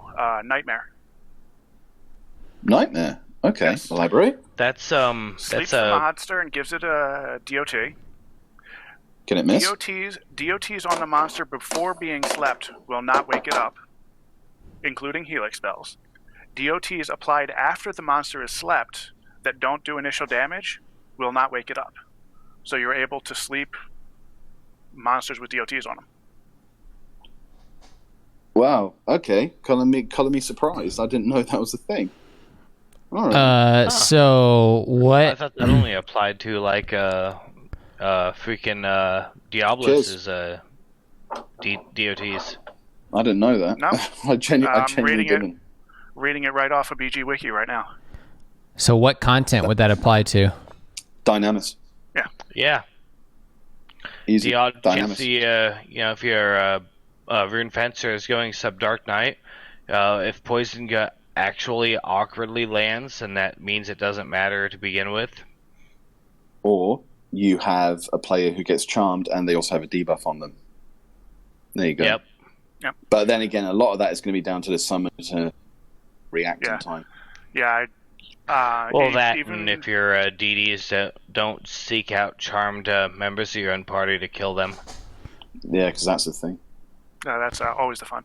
But even with what I have, which is perfect fast cast, quick cast gear, the reaction time on Summoner is still something like 10-15 seconds. It's a drawn out process.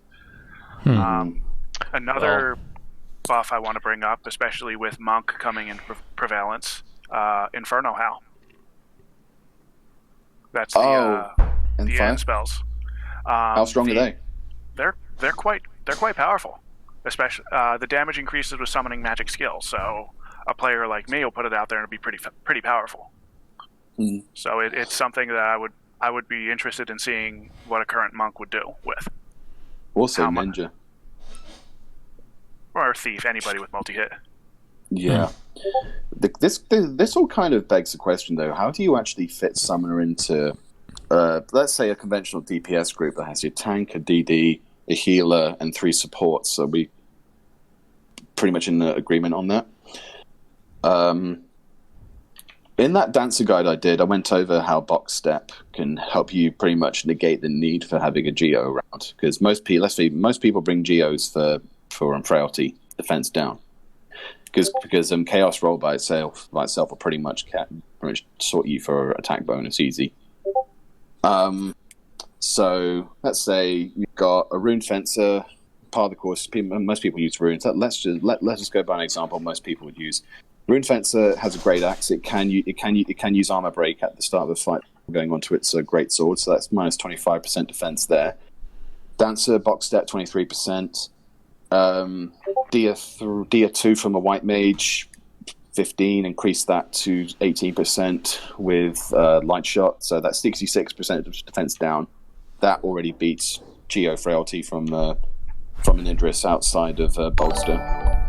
And you could just use Bard and Summoner as your 2 others.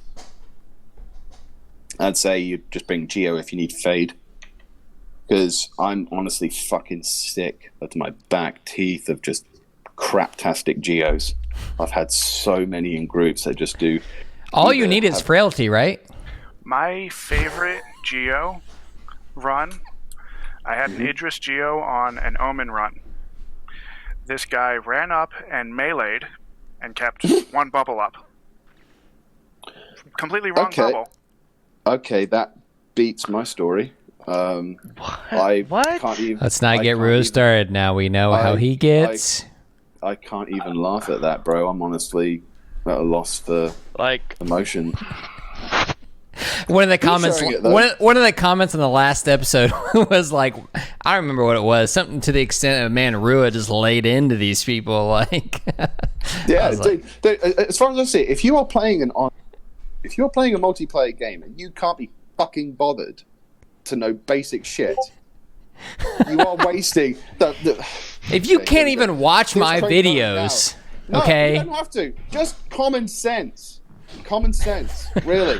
That's it. Some basic understanding. Do a little bit of research. All right.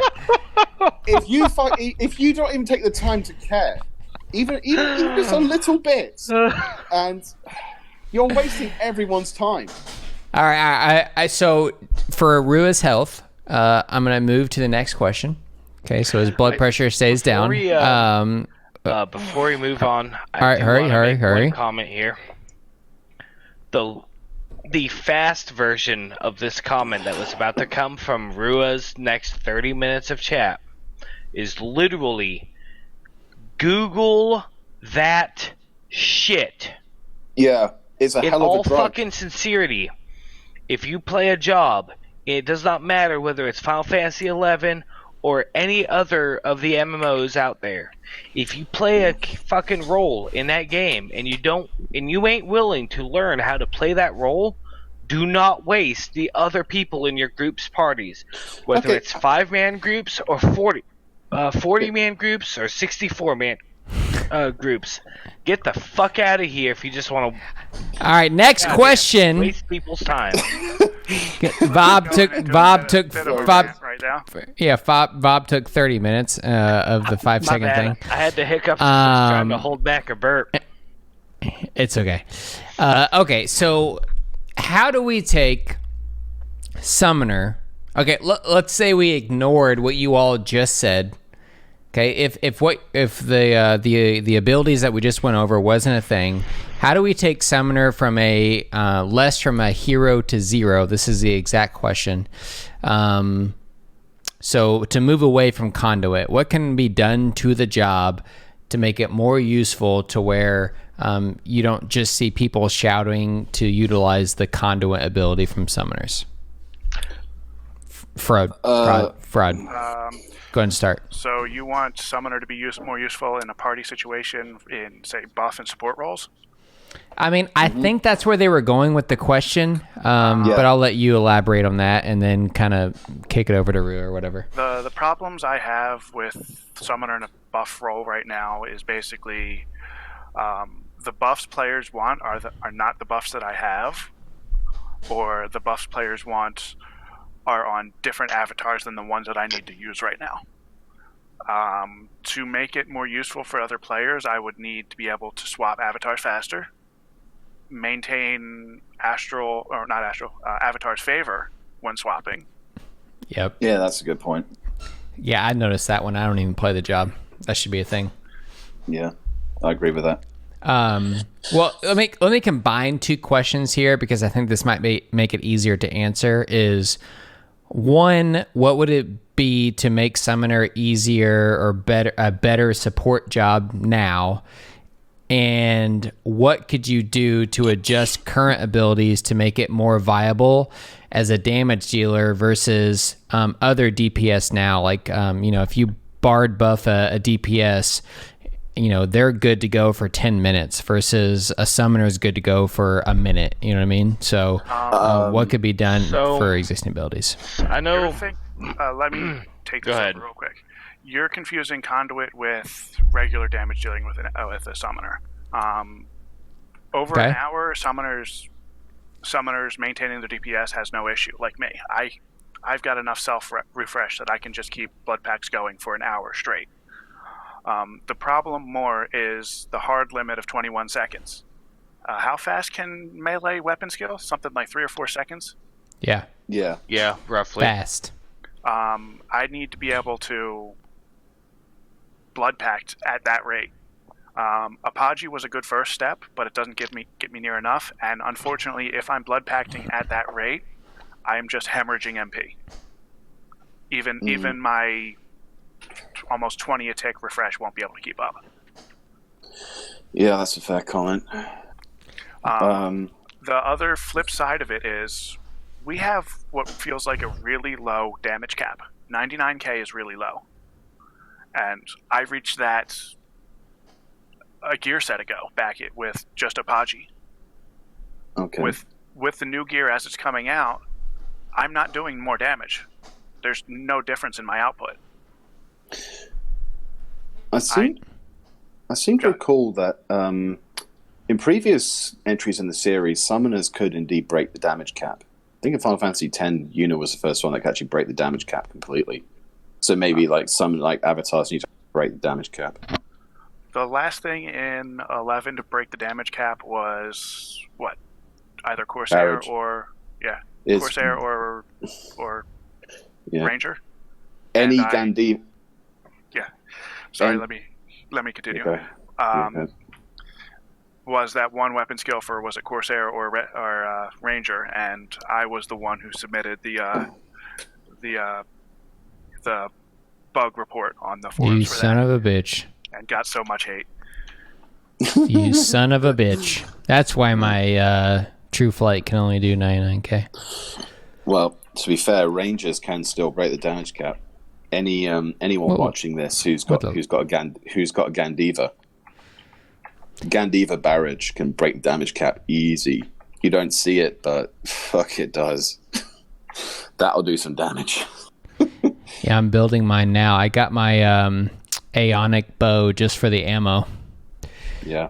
I literally did that. So, but okay, so how? Okay, well, I mean, shit, just for conversation wise, what are you thinking? Are you thinking just blood packs being able to break the 99k? Is that just what you want? I wouldn't say blood pack specifically breaking 99k. I would say removing the damage cap for everybody. And with the way Summoner's damage increase has been going, just cranking up the output of per pact, keeping it at 21 seconds would be considerable. So that way, go ahead, please. That way you could also coordinate with any DPS in your group. So if a summoner can do that much damage in a single hit, and Ramuh's and Ifrit's favorite BPs are quite conveniently placed, one's fragmentation, one's fusion. So you could actually time it off. You could coordinate a skill chain with that. like a seriously powerful skill chain. So yeah, I would be down with that. So my question would be, instead of removing the damage cap as it is, adjusting the damage cap so that way each individual hit can still...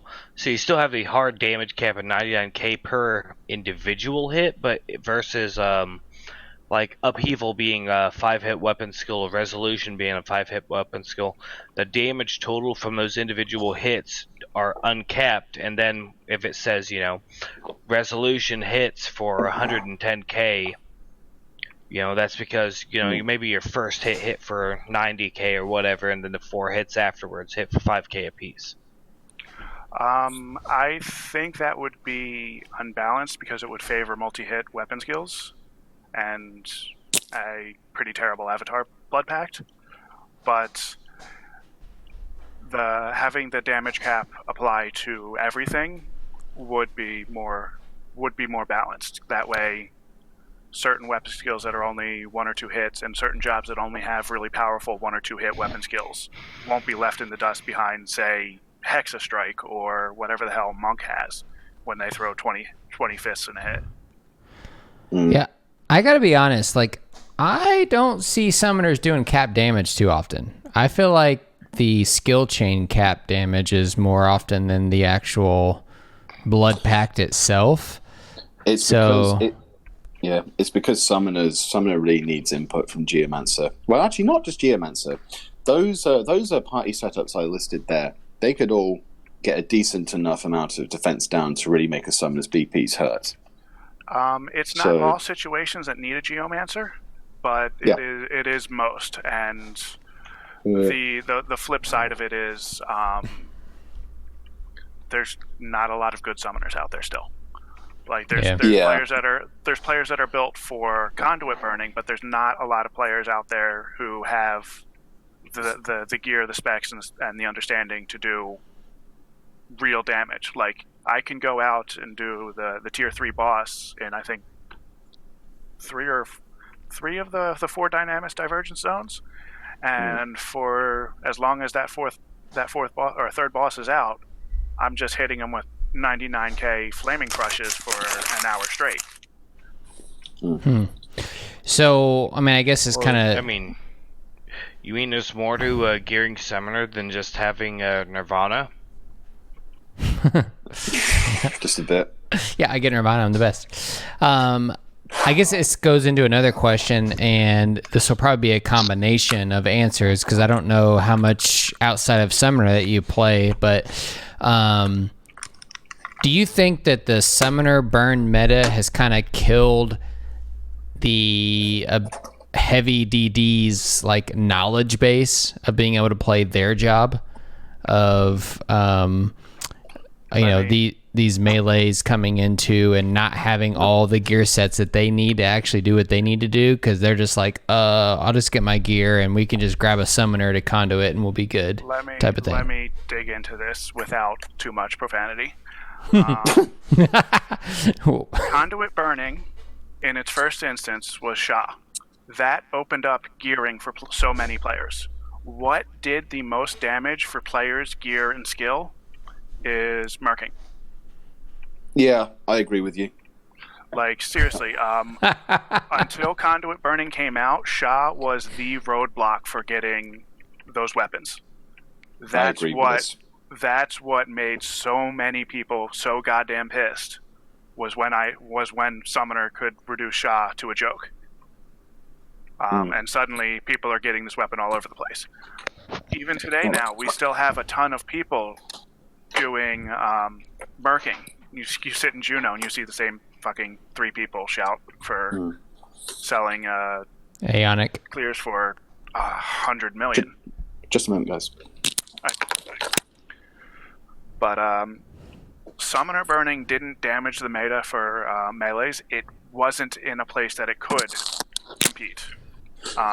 When Summoner Burning was out, there really wasn't the strength of melee TP burn to kill Sha the same way. So that's where I disagree just a little bit, and prove me wrong at this point. But when I came back to the game, I think the summoner method hurt the game in general just because people started to learn their job less. So for me as a newcomer, I was just like, okay, the perception is I don't even have the ability to do this. So the only way I'm going to be able to accomplish this is by getting a group of summoners to kill this thing. And now it's created... You felt like somebody back in 75 era with an unpopular job. Yeah. Yeah, well, not so much. That's not even so much my perception. Is that it's just the perception is there's no one out there to even teach you to, like now to like, okay, if I want to go at like this helm with 6 people in melee method, what do we do to win this? Like, there's really nothing out there that's going to really explain how to do that. You know what I mean? Like without, I'm not going to name a name, but without a 6-bot who is relying on, not real people reaction times to do different things, it's not as easy as hitting a script to spam my conduit and burn this thing down, if that makes sense. Yes and no. SE over Wing or this expansion unfortunately introduced a lot of choke points. Delve was a huge one for a while. Sha was one. I don't think Dynamis Divergence is as major as a one just for getting the R15 weapons, but there's certain roadblocks for getting geared enough to do that. Right now, melee are strong enough that they could do a super buffed TP burn and kill Sha before his second pet. That's something I think I've seen in video before. The strength is there, but complaining that it isn't a popular meta to do and that there isn't a lot of stuff out there isn't exactly fair. Because when I started summoner burning, it wasn't a popular meta. We were shouting for hours to get other summoners just to be able to do it. True. Players need to put out the legwork to be able to figure out strategies like this and then basically show it to the world and have other players pick it up and find the limits to it. Complaining that one meta is popular while the other one doesn't exist is unfair because you're not putting any effort into figuring out alternate strategies. Yeah, no, I think those are great points. I think what it's done is conditioned is a better word, people into not learning how to play their jobs and just being like, oh, we can just get some summoners and I'll be able to get my stuff. And I think that's where Rua gets, and I think that goes into your murking statement of how murking. But this is an old issue as well. Yeah. It's certain fights get locked into very specific strategies, even if they are the most inefficient strategy for that fight. And some players are just absolutely afraid of change and will be unwilling to try new things. I'll concede, Sure. definitely. I'll concede that I think murking does more damage to competent players than summoner burning does. I'll definitely concede that. I think you hit the nail on the head with that. I mean, like I said, I'm not without sin. I'll murk things every now and then. I've actually sold some things recently. Nothing like too major, but because I'm trying to work on heavy metal plates for a Khaled. But I'll admit that that's doing a lot of damage to people. I get why people want to buy it because they think, oh well, I just want the cheap and easy way out. But again, without reverting into a rant, if that is all you do, then you're going to ultimately hurt everyone else's gaming experience when you show up like when you go to a house party and there's a really good party and there's a guy that shows up belligerent and fucking shit-faced because he's like had all of this good stuff before he's shown up and he just ruins it for everyone. Hi, it's nice to meet you, Rua. I'm Bob. Yeah, like hey Bob, I'm Rua. Going back to say Delve and early Rhapsodies of Anadil, before the meta of say monks with Ixator and summoner burning Sha, there was, only a handful of groups in the entire game that could clear that content, and they had an absolute stranglehold on murking it. Mm. Yeah, I think that explains it too, is like where you get the perception of even the people who murk it do the summoner method. So then the two kind of get, intertwined with each other. But it's interesting because, like I said, when I came back, that was the only thing that like you even knew. It was like, oh yeah, when you get to this content, you got to get summoners. You don't even learn along the way of like, hey, get ready to be able to have these types of gear sets to do these things. But it goes back to what we also said of like, I could have also gone back and looked at, and somewhere online, someone probably explained, hey, if you have these gear sets up and ready to go, then you'll be ready for this content. So, my first Shaw clear was a regular fight. It was pets only, 18 man. We fought all the way through the ads and killed him that way. Was it essentially the old method of 2 tanks and 1 tank for the actual boss, 1 tank for all the ads, and then just slamming avatars down his throat until the old avatars, and I should say, I think it was puppets that were used also during that? We used puppet tanks, we used Beastmaster and Summoner damage dealers, yeah.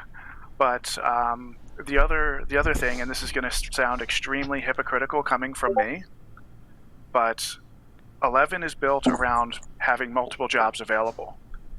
One job is not always going to be the best for every situation.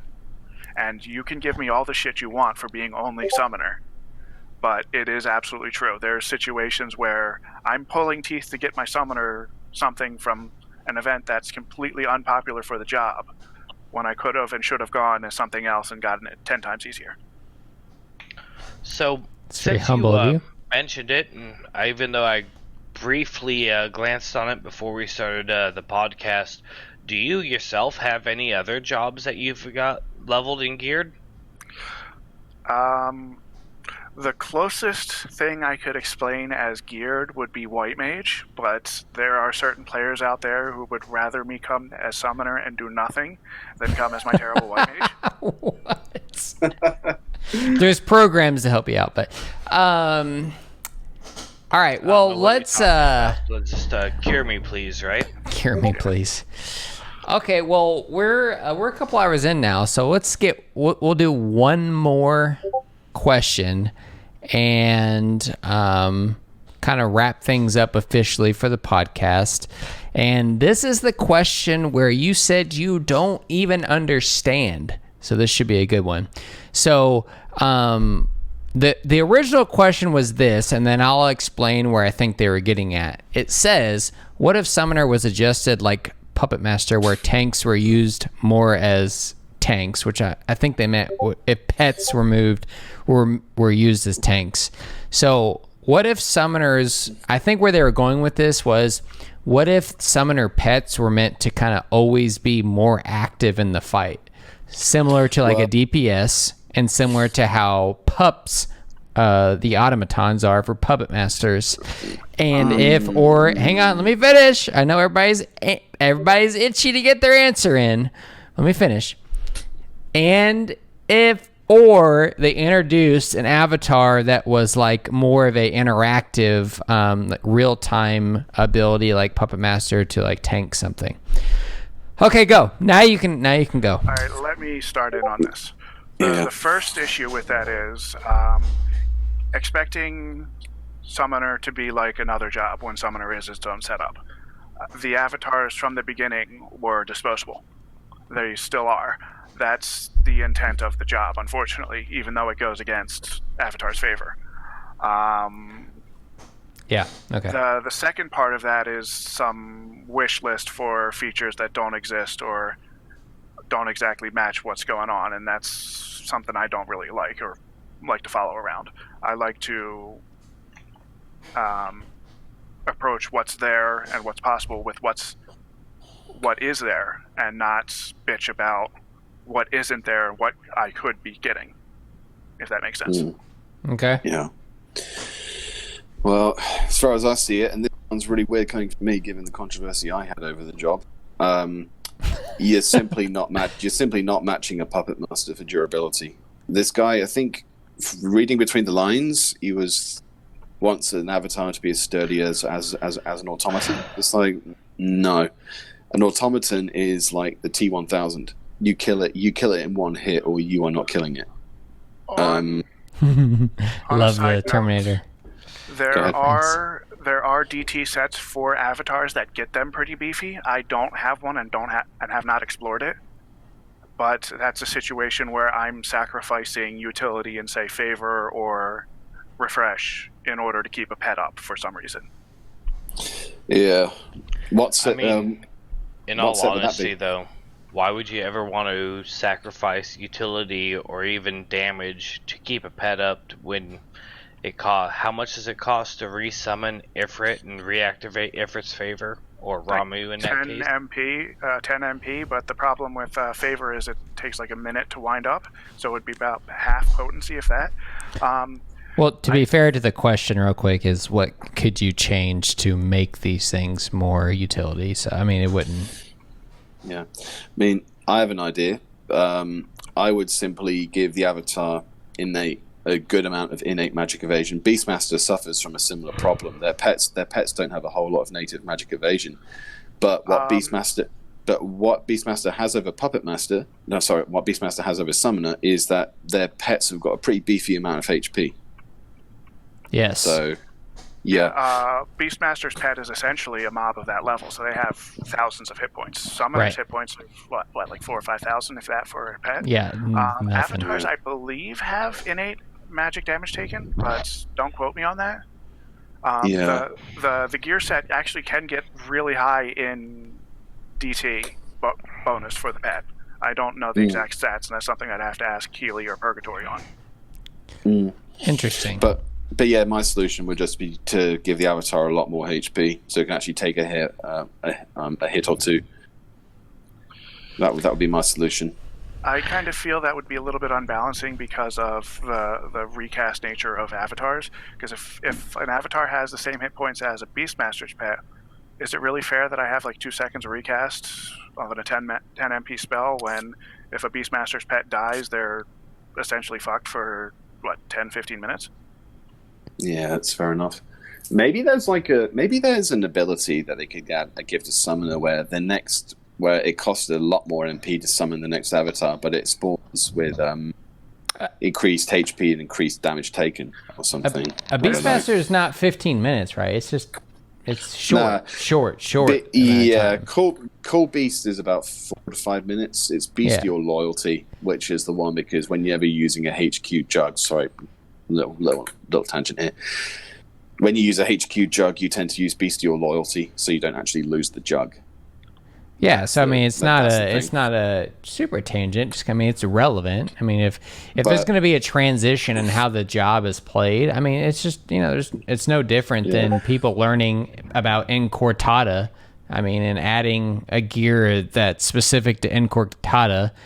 If they added gear specific to changing the way that Summoner is played, I mean, it's not super irrelevant. But yeah, every job don't need to be a tank, but it could be less dependent on one particular ability. So, but I think you all brought up good points. So I think you answered the question. Another point I want to bring on this, and this is rubbing salt in the wounds of Beastmaster, is the SE does have a plan for Summoner, and it was pretty clear for a while now.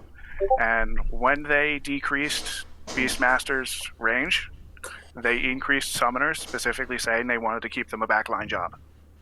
Yeah. So, as much as Beastmasters hate themselves for standing... Well, we got into I mean, that's a good point. We got into this last video, though. That's why there's 10,000 people leveling Beastmaster on Azura right now, is because we think their goal was to make Beastmaster a less ready ability job and more so use the abilities that the pet has and work with them. Yeah. So you're saying, so you're saying that, and I didn't know this, But you're saying the same time that they decrease the ability for Beastmasters to use their ready command, that they increase the range of the summoner blood pack range? Yeah, it originally used to be 18 yalms. It's now 21. Same as Black Mage casting, I think. So that's big because that's beyond a lot of casting ranges to interrupt your ability. It is, that was a huge issue with early summoner was, I got hit with an AoE and ate dirt. Yeah. Interesting. I'm on record saying I think Beastmasters. You are right that some Beastmasters would see that patch as a nerf, but I honestly think Beastmasters have nerfed themselves. Yep. Well, I mean, Beastmaster. That's why I think myself, at least, Beastmaster needs a job ability, or even two, essentially, that says copy the benefits of your gear to your pet, or copy the benefits of your gear from your pet to you. So you could have like a stable, like solid, for lack of a better way to put it, a stable, solid, like baseline bonus. So that way the Beastmaster can with pet. You do. That's what we went over a lot. I mean, it is there. People just don't know that. Yeah, but it doesn't. Even when you use it, does it keep up with the warrior? Does it keep up with Chango? Does it keep up with Liberator or Kaldabog? 20% defense and attack down, and all, it does. Let me get into it a little bit. The big reason that distance nerf, for lack of a better term, happened was the meta at that time was Beastmaster standing out of range and acting like a summoner. Yeah. And Beastmaster's always been built around fighting next to its pet. Like, for as poorly implemented as that range nerf was, it really shouldn't have had an effect on what the Beastmaster can do. I will agree with several people who say it was poorly implemented and hurts actual mechanics of the job, making it impossible to do certain things, and would agree that they needed to be fixed. But the job is more beneficial standing next to the mob and fighting than it is standing 20 feet away and doing nothing.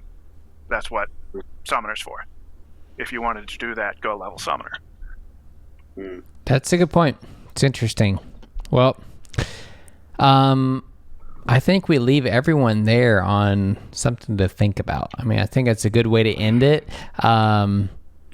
I really wanted to get into some other things tonight, but man, what a good episode. We're over 2 hours in, though, so we've got to wrap it up. Feels like it. I know. Like, I'm out of beer in front of me. Like, I don't know what else to do. Hey, Fob, how you doing? Yeah. I'm proud of myself. I have one unopened beer, and this one's about a half empty right now. So I feel like I've done good tonight, all right? You're meant to pour them, bro. I am, but I'm just saying there's something about the bottle, and maybe it's because I'm 32, maybe it's because I'm a child at heart, but something about putting a bottle to the face just feels really good. Okay, in the shape of something that's interesting. Okay, so yeah, we're gonna wrap it up there. Appreciate everyone who is hanging out. There's actually a lot of people watching on YouTube right now. I think if everyone's okay, we're gonna hang out for a little bit after we stop recording. But remember, just real quick, I know this is a disgusting plug, but go ahead and subscribe on whatever platform that you're on now, because it does make it exciting to come back and keep making content.